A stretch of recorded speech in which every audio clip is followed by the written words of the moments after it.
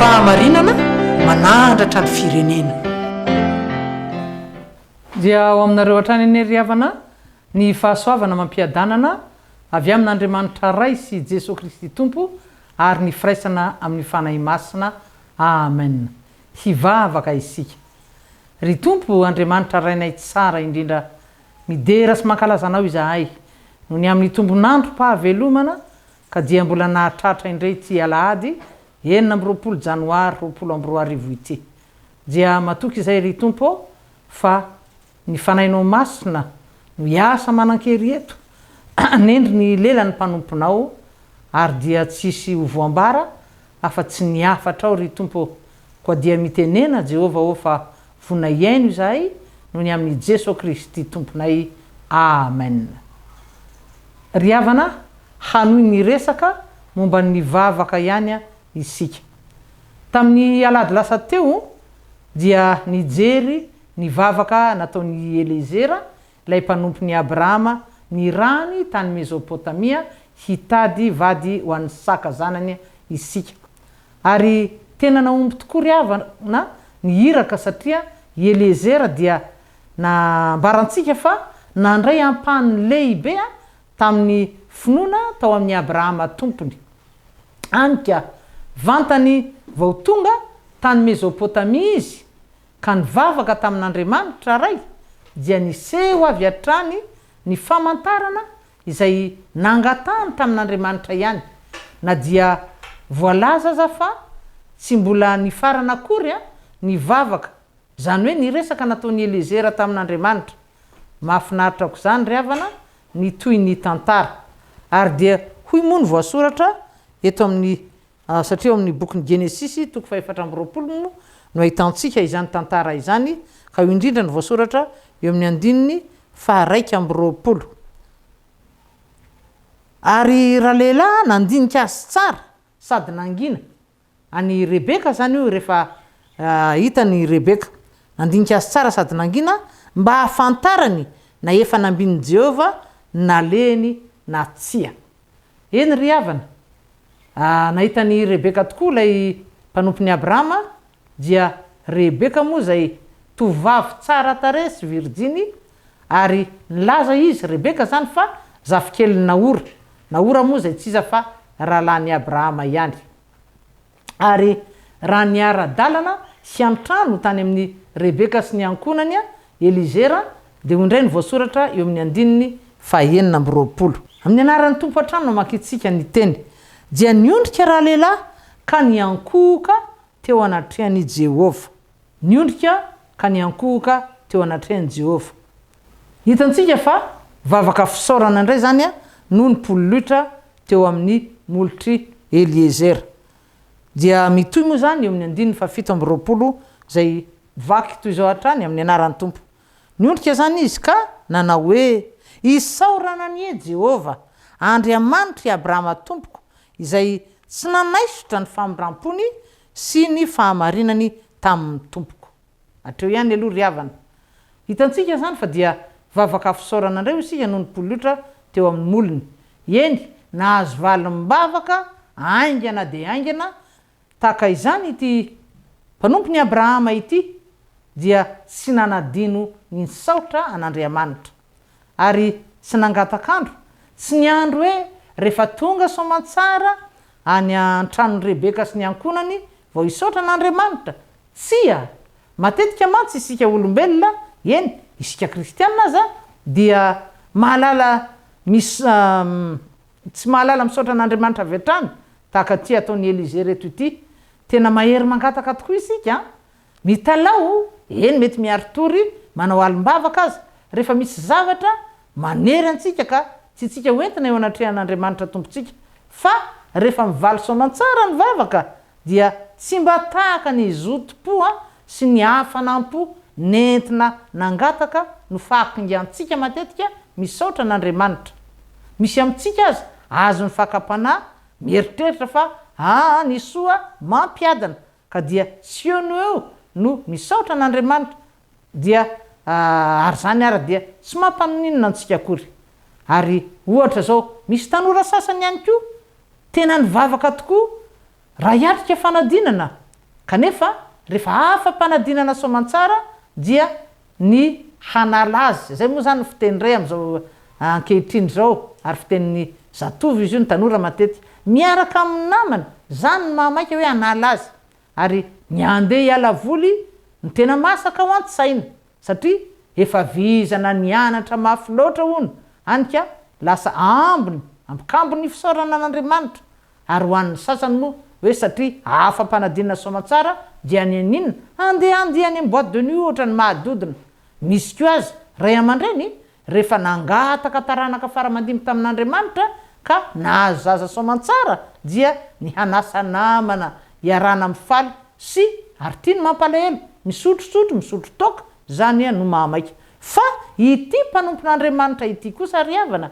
Eliezera dia mazava tsara ny nataony ahoana hoy ny voasoratra niondrika raha lehilahy ka niankoka teo anatrehan'i Jehovah zany hoe natsiaro ny mahatsinotsinona azy natsiaro ny maha-olombelona bitika sy tsy mahefa na inona raha tsy eo Andriamanitra raha tsy Andriamanitra ny momba nahafantatra loatra zany izy fa Andriamanitra irery ihany ny manome valim-bavaka ary tena fantany fa mamaly vavaka io Andriamanitra i Abrahama tompony io ary dia nanetry tena zay ihany koa ny dikany titeny voasoratra eto ity nanetry tena teo anatrehan'Andriamanitra teo anatrehany voninahitr'Andriamanitra ary teo ambany tana maherin'Andriamanitra araka ny nosoratan'ny Petera moa ho an'ny jiosy ny vahoaka kristianina tany am-pielezana tamin'ny fotoan'andro eny riavana olombavaka olony finoana mpanompo mahay mankasitraka Eliezera ka ho indrindra ny tonombavaka fisaorana nasandrany eo amin'ny andininy 720 averintsika vakiny zany amin'ny anaran'ny tompo ary de nanao hoe izy isaorana ny Jehovah Andriamanitra i Abrahama tompoko izay tsy nanaisotra ny famindram-pony sy ny fahamarinany tamin'ny tompoko fa izaho dia notantanan'i Jehovah teny an-dalana ho aty antranony havan'ny tompoko ary ho antsika koa izay mampiasa olona tahaka n'ity mpanompo ity riavana dia tokony ihany koa isika ahay maneo amin'ireny olona ireny fa olombavaka ihany koa isika satria izany no nandaitra tamin'ity mpanompo ny Abrahama ity nakataka izy ny finoan'ny tompony ka hoy isika hoe na manana olona ihany koa isika ohatra manampy atsika ao tokantrano na ny toeram-piasana isika izay mifanerasera amin'ny olona maro satria no ny amin'ny asantsika mpampianatra isika mpitsabo na inona asa aoka mba ho hitan'ny olona mifanerasera amintsika ihany koa fa tena olon'Andriamanitra isika mpanompon'Andriamanitra tena kristianina matahotra an'Andriamanitra koa ny fiainantsika ny fitenitsika ny toetrantsika ny toe-po ny toe-panahy dia tena tokony aneo mazanak'Andriamanitra antsika ka tsy sanatria avy amintsika indray no itenenany ratsy ny anaran'Andriamanitra fa aoka mba ho vavolombelona azo alainy tahaka isika riavana tahaka ity mpanompo ny Abrahama ity tena tsapany Eliezera resy lahatra izy fa Andriamanitra dia tsy nanaisotra ny famindram-pony sy ny fahamarinany tamin'ny Abrahama tompony ary hitantsika amin'izany teny na notonony Eliezera izany ny halali ny fanetrentena ho isika tao aminy sy nasiny resaka akorengelo raha ny amin'ny tenany jereo ange izy Eliezera no ny vavaka izy Eliezera no novalian'Andriamanitra vavaka kanefa dia niaiky izy fa i Abrahama tompony lay rainy mpino no tena nahatonga an'Andriamanitra namaly vavaka azy isika koa dia mila manana toe-po toe-panahy tahaka ny Eliezera riavana mahay mietry ihany koa mahay manafona ny tenantsika mahay mampisongadina ny hafa zay no nataony teo nisy ihany moa ny resaka nataony Eliezera tamin'Andriamanitra ny amin'ny mampanompo ny Abrahama azy nambarany fa izy Jehovah no nitantana ny diany teny an-dalana ary tena marina loatra izany riavana raha tsy ny fitantanan'Andriamanitra tokoa dia tsy ho lavirary ny diany tsy ho tody tonga tany Mesopotamia izy na manahoana fakingana mitaingitsovaly na manahoana tanjaky ny rameva no taingenany tsy ho nahita any Rebeka kory aza izy.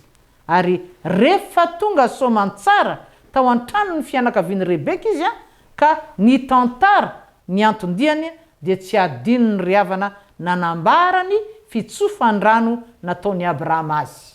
Eo amin'ny andiny fahefapolo ato amin'ity Genesis toko fahefatra amby roapolo ty any no mitantara Eliezera zany nitsodrano nataony Abrahama taminy.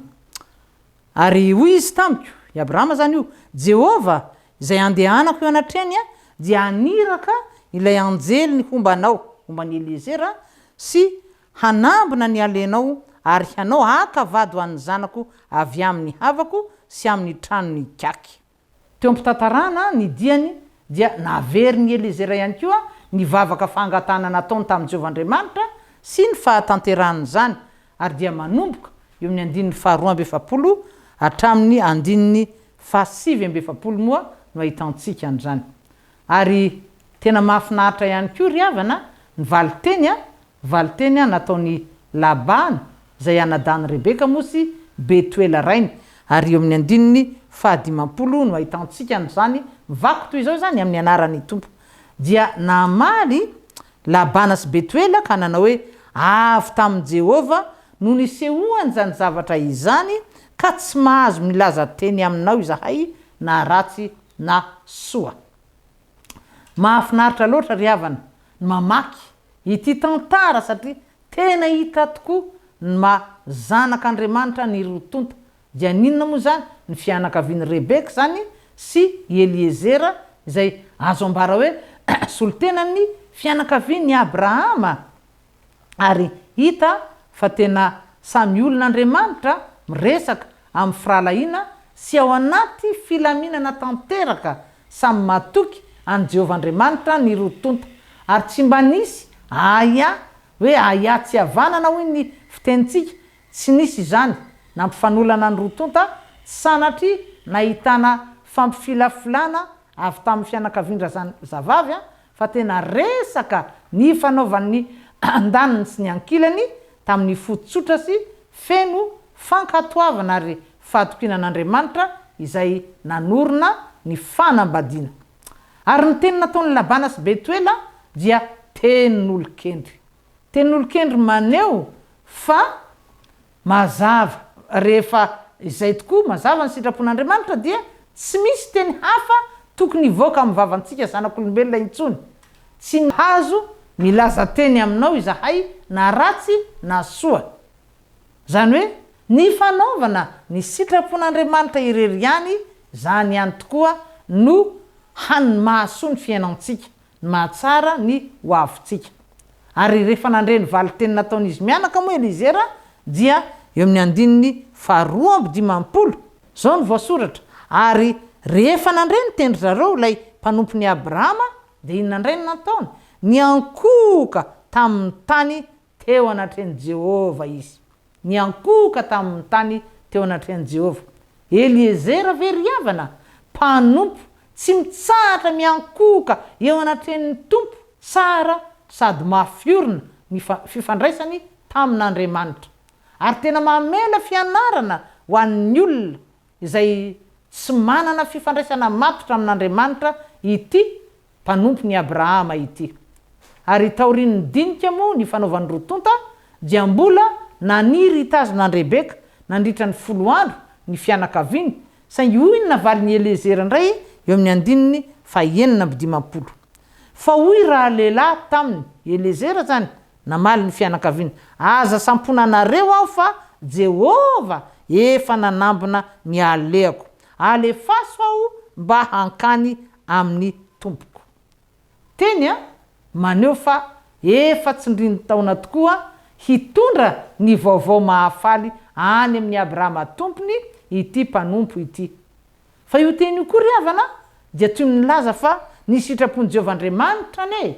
Andriamanitra rain'i Abrahama dia niatongavany Rebeka aingana dia aingana eo anatren'izy mianaka, dia Abrahama tokoa moa zay efa zoky olona ary Isaka zanany ihany koa. Ary rehefa nanontaniana moa ny hevitry Rebeka dia nahazoto izy hiaraka avy hatrany amin'ny elezera, izany hoe Andriamanitra mihitsy rano marina no efa nametraka tao am-pony ty Rebeka ity ny faniriana hahita aingana any Isaka sy hanambady azy.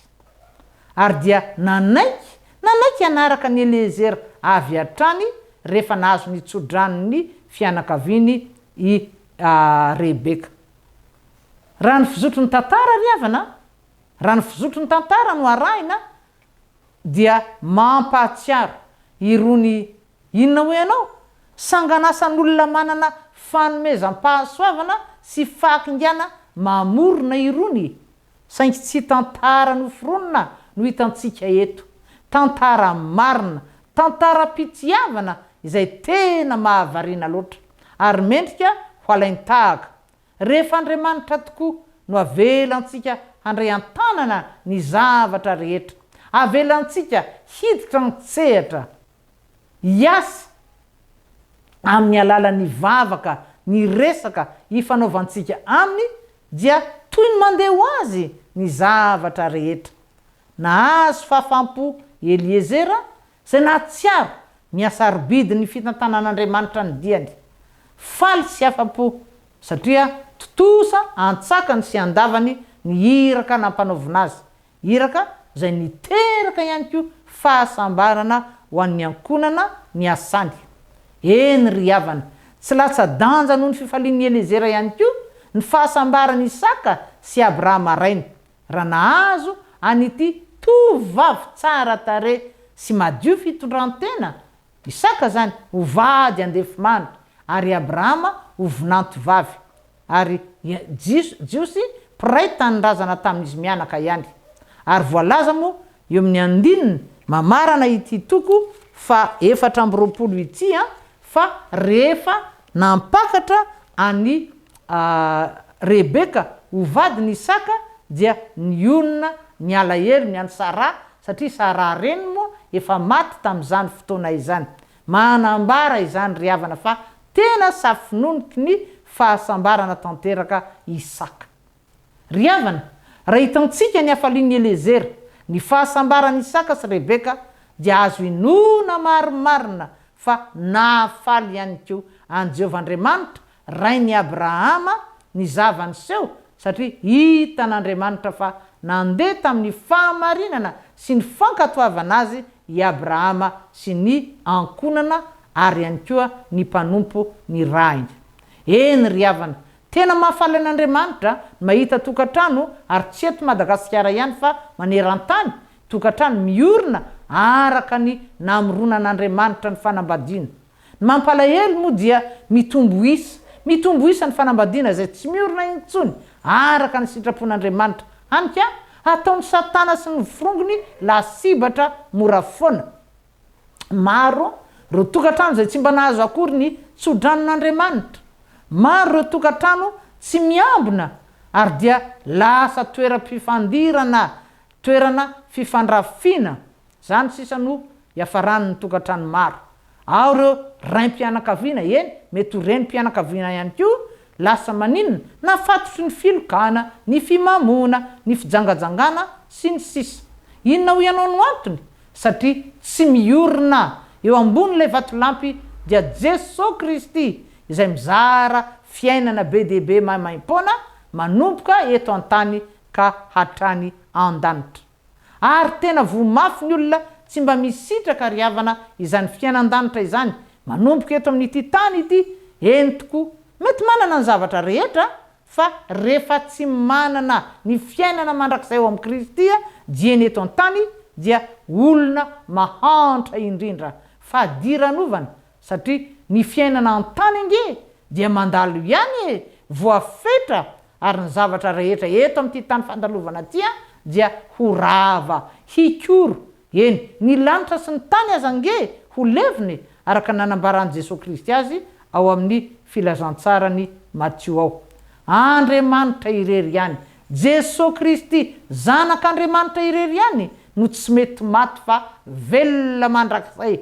Ary ny olona efa nanome ny fiainany ho an'i Kristy dia mandova ihany koa ny lanitra sy fiainana maharitra mandrakizay miaraka aminy.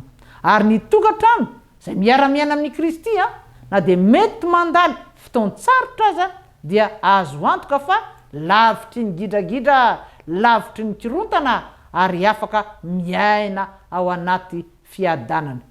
Koa ry ava-malala ao amin'ny tompo, enganie ny tongatrano malagasy mba samy ampanjaka ny Kristy ao anatiny, ary satria ny tokantrano maro mitambatambatra no manome fantatsika izany ny atao hoe firenena, dia engane ny firenentsika ihany koa mba hiaina ao anatin'izany fiadanana izany, ny firenena malagasy, ary ho firenena sambatra, satria voasoratra hoe ny firenena hanisambatra dia zay manana an Jehova ho Andriamaniny.